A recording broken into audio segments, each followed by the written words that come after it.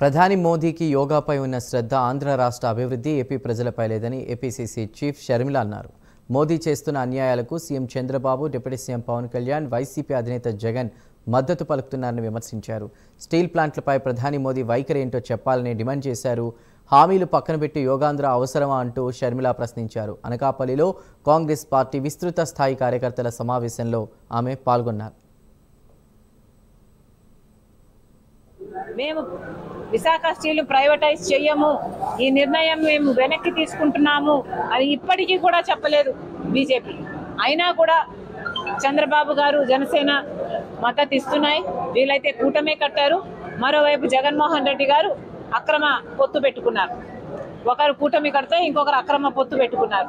మరి అందరూ నాయకులు ఇలా ఉంటే మరి ప్రజల కోసం నిలబడుతున్న ఏకైక పార్టీ ఈరోజు కాంగ్రెస్ పార్టీ మాత్రమే. మన రాజ్యాంగాన్ని సంరక్షించుకోవాలన్నా, మనకు విభజన హామీలలో అన్ని అమలు చేసుకోవాలన్నా ఈరోజు కాంగ్రెస్ పార్టీ రాష్ట్ర ప్రజలకే చాలా చాలా ముఖ్యం. ఈ విషయాలన్నీ కూడా ఇక్కడ చర్చించడం జరిగింది. కాంగ్రెస్ పార్టీ ప్రజలకు కట్టుబడి ఉంది కాబట్టే ఈరోజు మోడీని డిమాండ్ చేస్తున్నాం, సమాధానం చెప్పండి. ఏ ముఖం పెట్టుకొని ఆంధ్ర రాష్ట్రానికి వస్తున్నారు?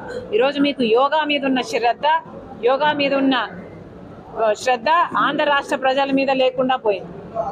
ఎవరు అడిగారు యోగాంధ్ర? ఆంధ్ర రాష్ట్ర ప్రజలకు చేయాల్సిన